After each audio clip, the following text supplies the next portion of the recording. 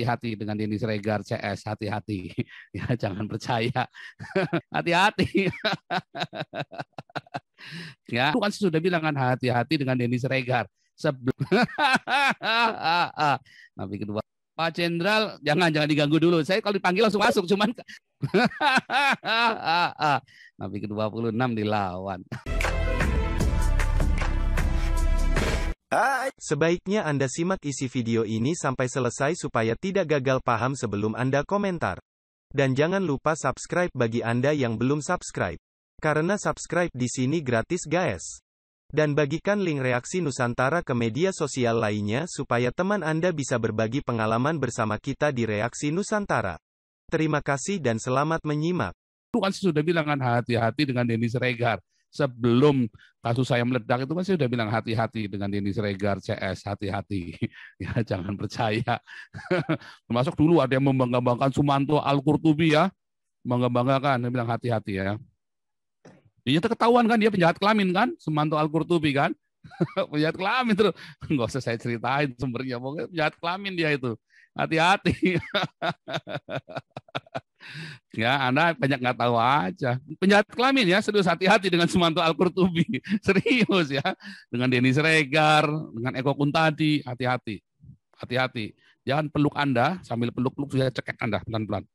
Anda nggak bisa napas. Nabi ke-26 dilawan. Oke, ini lanjut dulu ya. Lanjut dulu ya, biar seru ya. Iya, Pak Beta lanjut.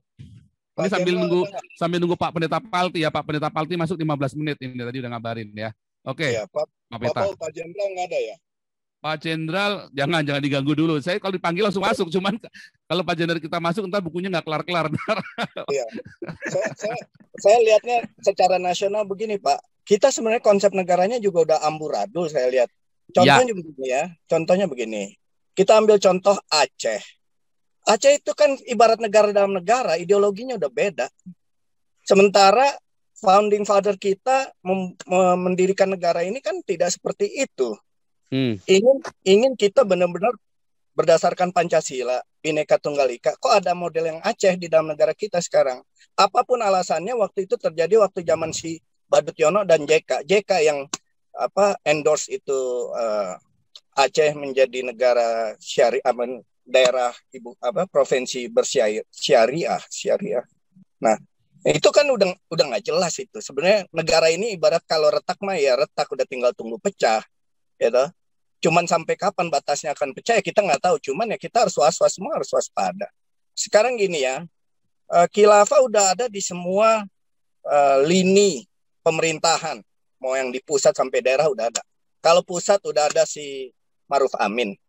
Di daerah kita bisa lihat si Bogor, kota Bogor ini. Ini kan udah semua, kita nggak usah munafik lah, nggak usah pura-pura lah.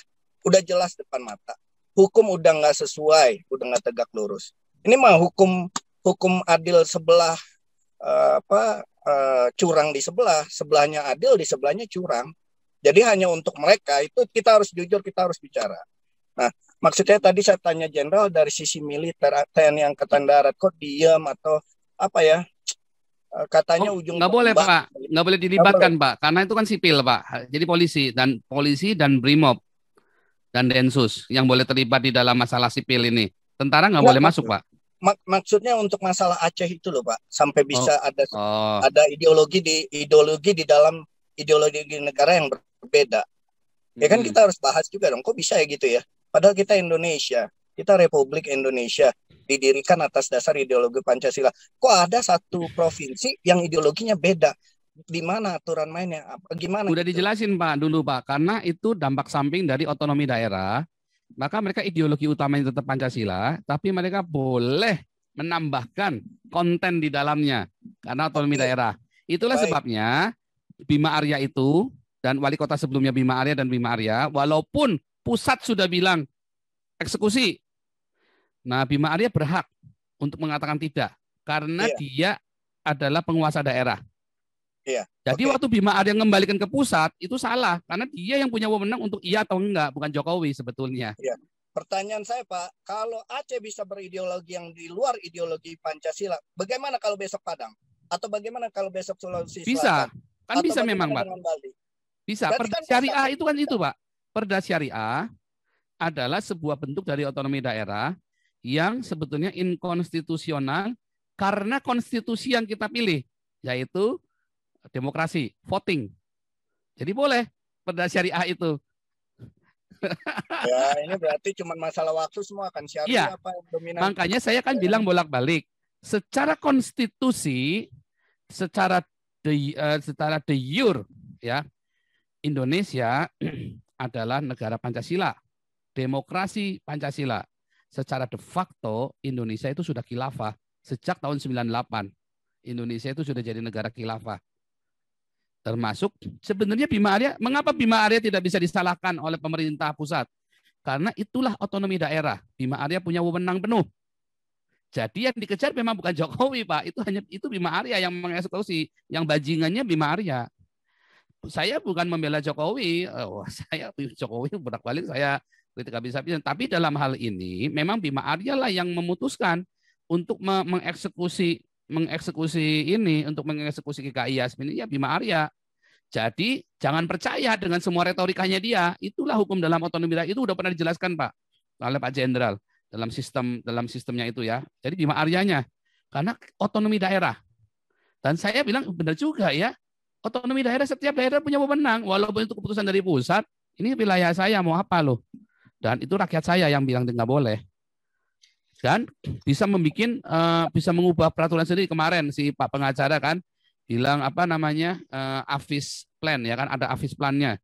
AFIS plan bisa berubah-berubah. Nah artinya dengan otonomi daerah ini gereja yang sudah sah pun udah berdiri bisa ditutup tiba-tiba.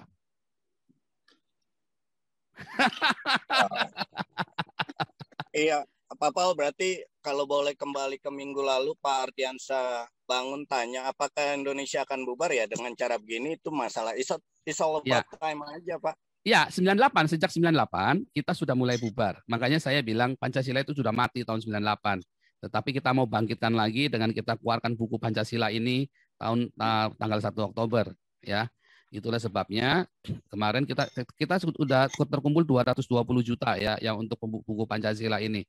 Ya Pak Jenderal kemarin ada info saya terkumpul 220 juta. Kita mau cetak sebanyak-banyaknya supaya negara ini sadar, baik yang dalam rupa komik untuk anak-anak milenial dan dalam buku formalnya. Kita mau cetak sebanyak-banyaknya, kita mau bagi gratis supaya negara ini rakyat sadar bahwa kalian sedang dibawa ke menuju kepada khilafah. Dan Pancasila dan yang korban pertamanya ini yang paling kasat mata GKI Yasmin. Karena sudah konstitusional GKI Yasmin. Sudah sangat konstitusional. Mau apa lagi? Apalagi yang mau dilanggar? Makanya itu harus dieksekusi oleh Bima Arya. Tetapi kita tahu ini orang pengusung khilafah si Bima Arya ini. Kita sudah tahu. Nah, tinggal orang moderatnya yang ngaku-ngaku moderat. Kalau saya tidak percaya dengan Islam radikal dan moderat, saya percayanya ya, ini manusia ini Pancasila atau enggak. Karena Pancasila ada dalam agama apapun. Jadi, kalau Yeni Wahid saya percaya ya, saya percaya dengan Santo Gus Dur. Tetapi kalau untuk Gus Yakut saya tidak percaya. Kalau Yeni Wahid tidak bisa ngambil keputusan. Kalau tadi ceritanya bahwa Banser mau dilibatkan, seharusnya waktu itu dilibatkan sekalian buat jaga. Karena polisi nggak mungkin jaga. Jadi Banser yang jaga. Kalian ibadah dijaga sama Banser. Polisi nggak bisa. Polisinya itu menurut sama Bima Arya. Jadi kalau ada memang ada uluran begitu, ya dijaga. Jadi kalau menurut saya, hari ini apa yang harus dilakukan oleh GKI Yasmin? Kalian ibadah di situ, di GKI Yasmin. Kasih tenda yang bagus, kasih plafon atasnya, dibersihin, nggak usah dibangun dulu. Kalian cabut segelnya itu. Demi hukum, kalian berhak. Kalian berhak. Sebagai rakyat juga berhak. Untuk cabut segelnya itu berdasarkan surat keputusan dari Mahkamah Agung. Lalu Banser jaga selama kalian ibadah, bayar. Nah, baru kita bisa bilang tuh moderat. Itu akan lihat hitam dengan putih harus jelas banget saat ini. Harus clear. Kalau enggak Anda nggak pernah tahu siapa lawan, siapa kawan. Nah, itu saran saya buat GKI Yasmin. Boleh dituruti, boleh enggak. Itu hanya saran ya dari seorang Nabi ke-26. Jadi Anda boleh percaya, boleh enggak. Tetapi saran saya, copot. Karena Anda tidak akan melanggar hukum dengan itu. Anda copot bersama dengan Banser. Tadi kalau bilang Yeni Wahid terlibat, ajak Yeni Wahid. Ya, oke. Ini Pak Pendeta Palti sudah masuk nih Pak Kris. Kita dengarkan Pak Pendeta Palti dulu ya, yang serem-serem dulu. Terima kasih Anda telah meluangkan waktu untuk memberi masukan kepada kami, dan semoga komentar Anda bisa bermanfaat untuk edukasi generasi penerus bangsa ini, terutama bagi diri kita sendiri dan untuk mereka yang mau berpikir dengan akal sehat. Karena dengan akal sehatlah kita bisa bedakan mana yang terbaik untuk orang lain, saudara, keluarga dan terutama untuk diri kita sendiri. Semoga hari-hari Anda selalu dirahmati Tuhan Yang Maha Esa. Dan sampai ketemu lagi di konten Reaksi Nusantara channel berikutnya. Salam sejahtera bersama keluarga.